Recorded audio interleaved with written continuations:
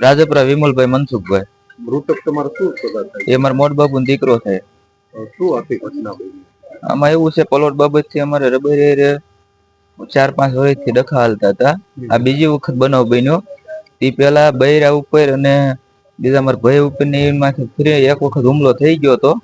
આ બીજી વખત આ બીજી ખાર રાખી અને ફરીને આ હુમલો કર્યો. આમાં તો મારી જ નાખ્યો. કેટલા લોકો? 5-6 જણા હતા. હવે તમારી શું માંગણી? બધાની ધરપકડ થાય જ્યાં સુધી એનું વિષયમાં સરઘસ ના કાઢે ત્યાં સુધી મારે લાશ સંભાળવા નથી થાય. કેટલા લોકો? નામ શું છે? એનું નામ તો બધી મને નથી ખબર, પણ 4-5-6-7 જણા છે.